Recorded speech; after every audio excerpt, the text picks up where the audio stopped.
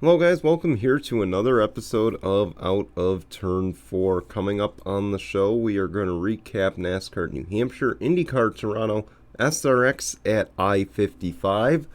We're also going to talk the latest racing news, and boy was it a big week for racing news. You'll want to stay tuned for that, and then of course we got our race weekend picks, but of course we kick it off with recapping New Hampshire, kicking off with the NASCAR Xfinity Series. Justin Allgaier snaps Toyota's reign at New Hampshire. He gets the NASCAR Xfinity Series win, his third one of the season. Congratulations to him. Of course, Ty Gibbs involved in a wreck early, to my knowledge, so unfortunate for him. And, oh man. Yeah, Justin Allgaier spoiled the party for Noah Gragson and Landon Castle. Boy, we thought Landon Castle was on his way to his first career win, and unfortunately, to also kick him while he was down, he was disqualified for ride height failure.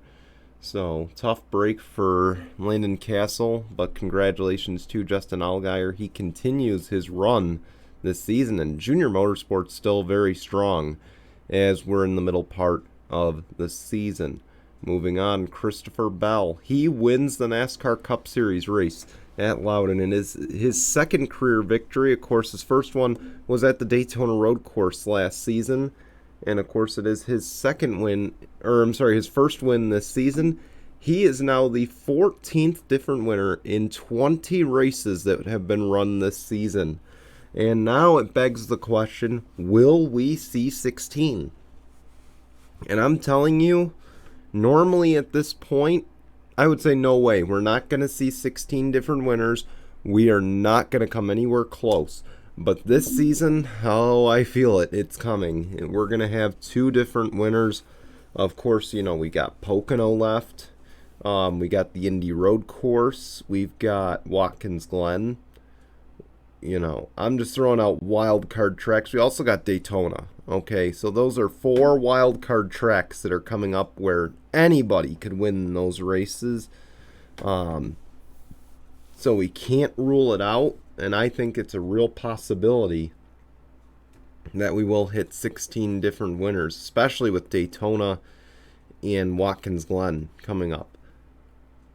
Of course, so the big story also, middle of the race, Brad Keselowski and Austin Dillon, they collide under the caution. Of course, there was no real context to what happened, but all you saw was Austin Dillon slide up the track, tapped the 6, and then Brad Keselowski came careening down the track, absolutely destroyed the side of his car, and basically tried to wreck Austin Dillon under the caution.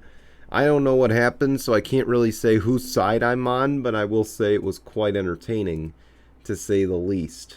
Anyway, moving on to IndyCar at Toronto, and a little bit of history was made. Of course, Scott Dixon, he won the race at Toronto as his 52nd career IndyCar Series victory. He is now tied for second on the all-time wins list with Mario Andretti.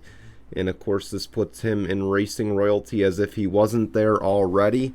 So, big win for Scott Dixon. And it's quite a shame for the people in North America who had to pay to watch the race. I didn't watch it. I was at work all day. But I can tell you that it's disappointing that the race was on Peacock exclusively. I get the Open Championship, I believe it was, or the PGA Championship. One of them was on NBC. I get the NASCAR race was on USA. But we also have CNBC, which has hosted rain-delayed races before. It has hosted practice sessions. Why haven't we used CNBC for this? Why couldn't CNBC host the race? Or potentially, might I also offer that after the NASCAR Cup race, why didn't you show the IndyCar race on tape delay in limited commercial interruption for those who didn't have Peacock and wanted to see the race? So, things that NBC could do better. How's about tape delaying the race then, if you can't show it on live TV? That's all I'm going to say. Again,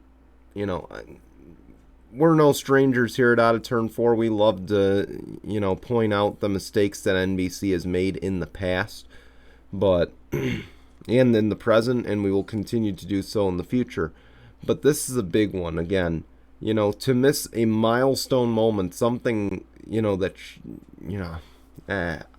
I just, I say I run out of energy. I'll find some more, but today I just don't have the energy to dispute this. This is ridiculous, that the race was exclusive to Peacock. It should have been tape delayed to live, to USA if you couldn't air it on live TV.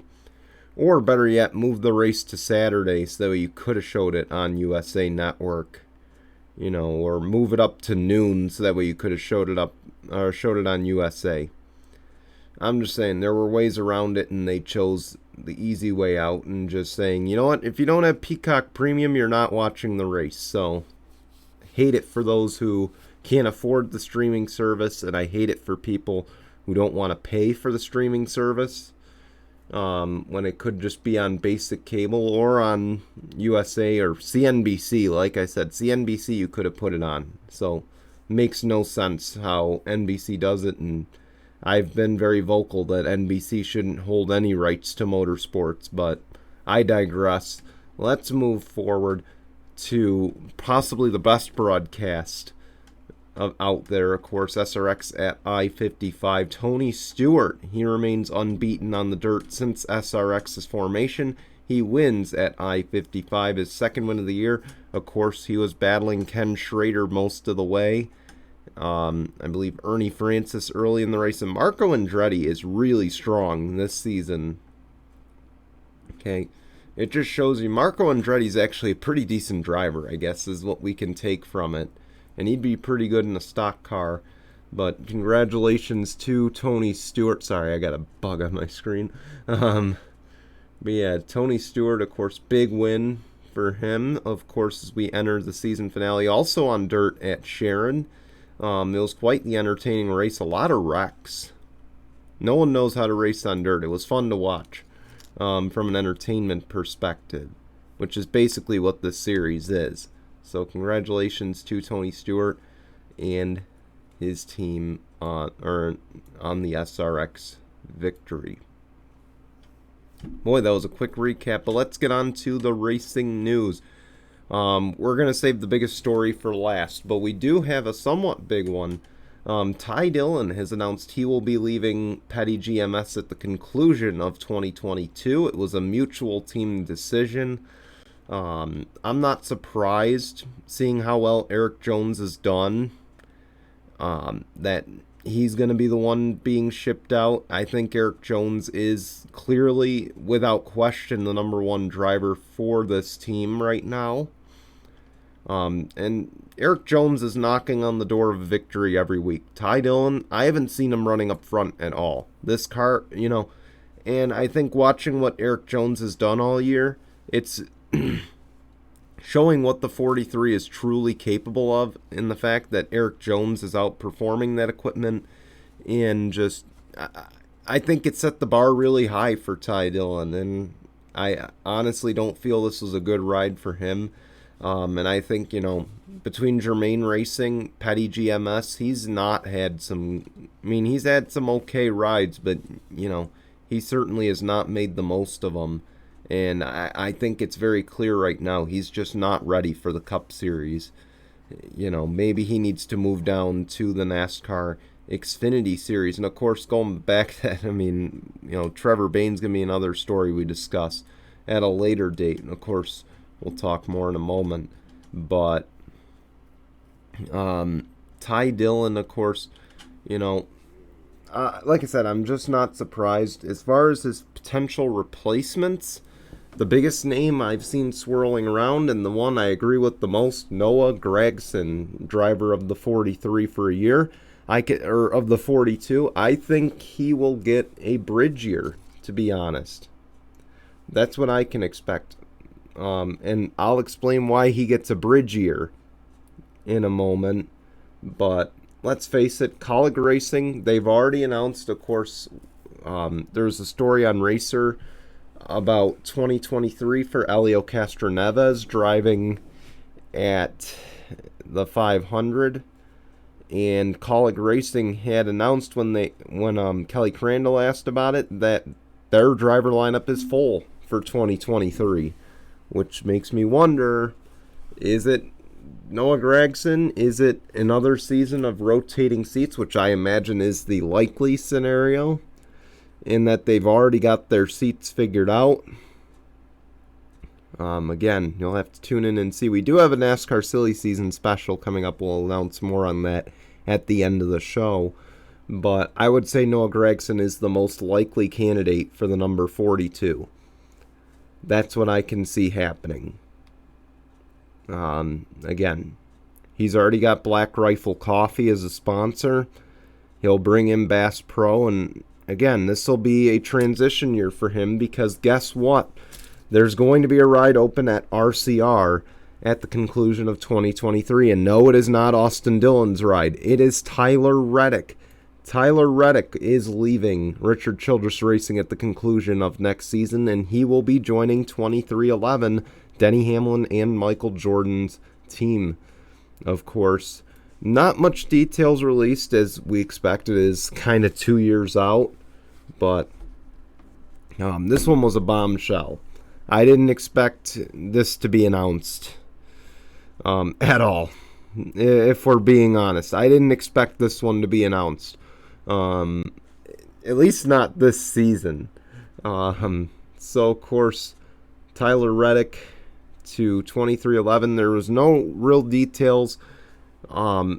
It's heavily speculated it's going to be to replace Kurt Busch, which, of course, Denny Hamlin came out and said afterward that Kurt Busch is welcome on the team so long as he wants to continue racing, and that Kurt Busch will have kind of an advisory role when his driving career is done. Now, looking at it, I see this being a possibility that, this is going to be replacing Kurt Busch. I'm sorry, but I feel like Bubba, to me, is kind of irreplaceable. And not from the driving aspect, but look at the sponsorship dollars he brings in year after year after year. Again, Columbia Sportswear he's brought into the sport. Columbia was never a part of the sport to begin with. DraftKings is sponsoring him. That showed this past weekend. He's the one who's also responsible for bringing DoorDash into the field. Root Insurance, also one of his sponsors. He's brought in multiple sponsors. And look, you can love the guy, you can hate the guy. He's not the world's greatest driver. He's not the greatest driver out there week after week. But he's showing signs of improvement despite not having the greatest pit crew around him. Of course, that changed. But, he's not in the best situation. He did win a race with them. Granted, it was in the rain, but a win's a win. But, he's shown signs of promise. And again, sponsorship dollars talk. And with those big companies wanting to back him, I don't think he's going far. Okay? If anything, if Tyler Reddick does go to the 23, Bubba's going to Joe Gibbs Racing. I wouldn't put it past him, because they're probably going to have 2 rides open at the conclusion, if not 3, at the end of 2023. And Joe Gibbs has to get younger. There's no secret that Denny Hamlin is almost done with his driving career. There's no secret that Martin Truex Jr. is close to the conclusion of his driving career. So, and then Kyle Busch, he's not close, or he's kind of close too, but sponsorship's an issue right now for Kyle Busch. And then Christopher Bell might have very well saved his career by winning at New Hampshire, but he's still got a lot to prove in order to keep that ride. So it's very clear that this team needs to get younger and quick, kind of like Hendrick Motorsports. Promote from within. Maybe Bubba goes there, and then maybe Kurt Busch says, I'm retiring. Maybe Kyle Busch walks, Martin Truex retires. Now there's rides open. Of course, Tyler Reddick with the team in 2024. Then you'd have, Ty Gibbs. Maybe Ty Gibbs is in the 19. Maybe you move Bubba to the 18.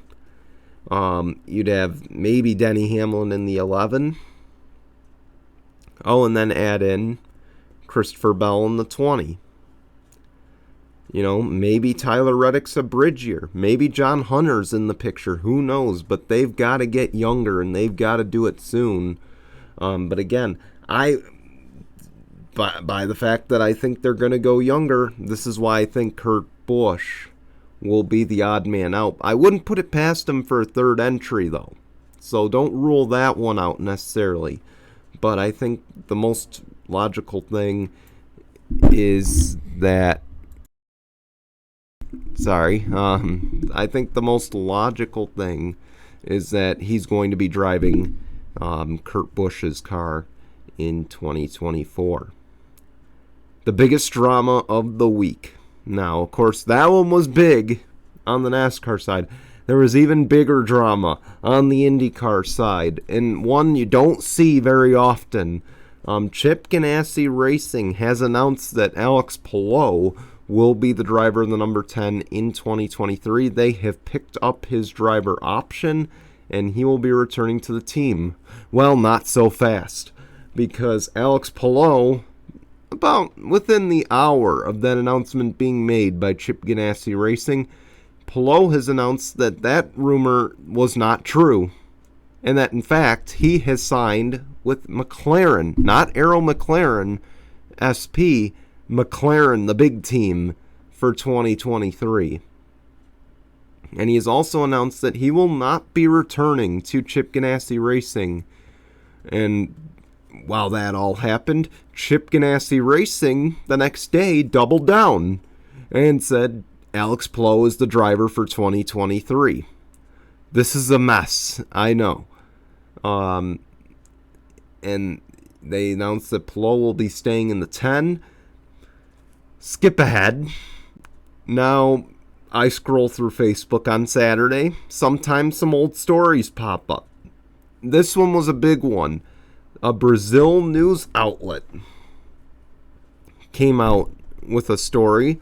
And again, I can't verify how true it was, but it had stated that Tony Kanaan was called by Chip Ganassi Racing midweek to come up to Toronto to replace Alex Palou in the number 10. A sign that sour grapes by Chip Ganassi, and that he didn't want Palou in the car going forward, essentially taking him out of a chance for his second championship. So let me just say, I also released a tweet after all this saying how much I hate McLaren right now. Okay, what was first thought to be good for the sport, that a Formula One team wanted to invest in IndyCar, has now turned into a farm league system. You know, if you watch baseball, there's AAA, there's AA, there's single A, there's developmental leagues below that. But the point is, there's a whole cast of minor league systems. This is what McLaren is now trying to do with Formula One and IndyCar. They are now trying to use IndyCar, in a sense, as their AAA affiliate. They're trying to use Arrow McLaren Schmidt-Peterson as their AAA affiliate to the big McLaren team. And by doing that, they are signing drivers not just amongst their own program. Of course, we know Felix Rosenqvist. We don't know where he's going to be next year. We know where Pato O'Ward's going to be next year. It's going to be an IndyCar, but he's probably going to be doing a lot of tests in an F1 car. Colton Herta as well. Colton Herta is signed to a development deal with McLaren, but he is staying at Andretti next year. So again, two guys, we know where they're going to be. But now they've got 2 drivers under contract that we don't know where they're going to be. Okay, we know Alex Palou will not be back at Chip Ganassi Racing, and chances are now he's not going to be welcome back, even if he does race in 2023 for Ganassi, he won't be welcome back in 2024, I imagine, after this whole bad press that just went down. But what we don't know is where Palou's going to race. I imagine in Formula E, maybe Formula 1. I think he does have a super license that he has refused to use. The other driver, of course, is Sweden's Felix Rosenqvist, who also is trying to pursue an F1 super license, and he will likely be, according to the rumors, driving in Formula E. So still seats to be determined in IndyCar, but needless to say, this is why I hate Arrow McLaren Schmidt-Peterson, and mainly the McLaren end of it, is for the fact that this has now been turned into a AAA affiliate. And I'm sorry, but I can't endorse this, you know. I thought it was a big issue, and excuse me, I thought I hated it when I saw Roger Penske and Penske Corp buy the series. Of course, the series that they've run for many, many, many years on the track, but now they own it off the track.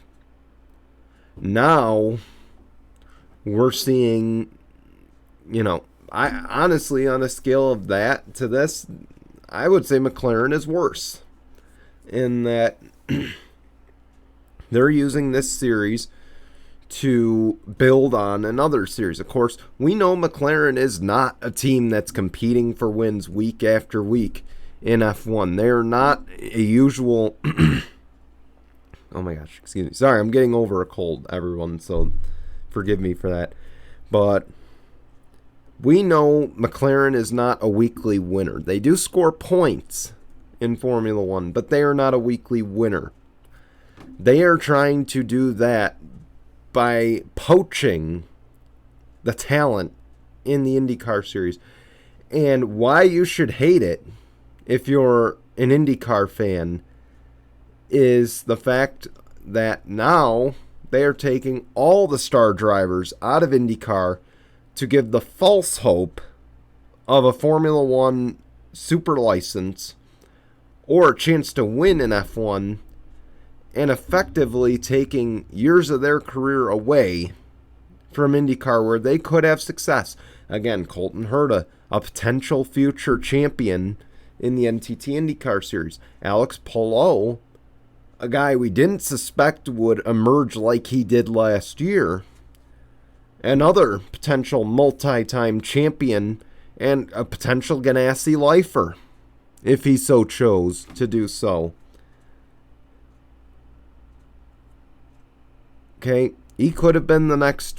I don't want to say he would have for sure been the next Scott Dixon, but he could have been at Dixon level in 10, 15 years from now. Pato O'Ward, potentially another future IndyCar champion, you know, and also multi-time race winner. It's getting ridiculous. And again, you should hate it because they are taking the best talent. You know, once those guys leave, who's left? Alexander Rossi? Guess what? He's not that old. But then, of course, you got Scott Dixon, who's close to retirement. You might have Rinus VeeKay. You might have Joseph Newgarden, or you're going to have Joseph Newgarden. But beyond that, there's not going to be many players, I imagine. Okay. This is a self-destruction for the IndyCar series, in my opinion, to lose all this talent to Formula 1. And I hope to God that they stop it's not going to stop, But, you know, this is where I've said for years, I wish these drivers would think and look at the current state of F1 before going and jumping ship. And frankly, like I said, I hate to break it to you, Alex Palou ain't going to do shit in F1. Okay? You know, again, these guys should be talking to Alexander Rossi and Romain Grosjean week in and week out. I get no one likes Romain Grosjean, but if you want to know anything about F1, you should be talking to those two guys. And even when Seabass was at the track, you know, for the IMSA doubleheaders, talk to him. Talk to Felipe Nasser. Okay, talk to those guys. I promise you, you won't get a good review. You know, you're chasing a false dream. And let me tell you, it's going to hurt you in the long run. It's going to take years away. And again, I just wish that McLaren would stop looking at IndyCar as the minor leagues of open wheels, because clearly the IndyCar product is much better than the F1 product. I've said it before, I'm going to say it again, and I'm going to keep saying it until I'm off the air for good. Okay, I'm going to say it so long as I live and breathe, that IndyCar is the better overall product than F1. But moving on, let's make our picks for the weekend. SRX at Sharon. I've got Tony Stewart winning that race again, undefeated on dirt. This is another dirt track. I think he'll get the job done. IndyCar at Iowa, the return to Iowa for the first time in 2 years.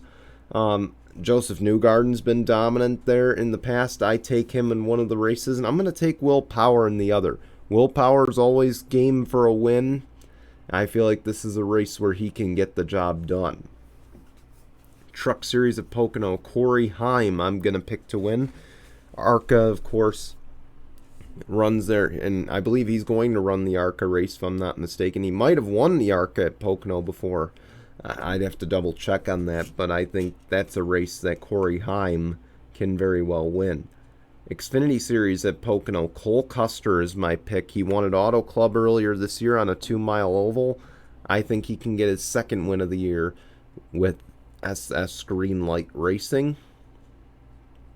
And then the Cup Series at Pocono. I'm going to pick Ryan Blaney. He's going to be our 15th different winner in 21 races.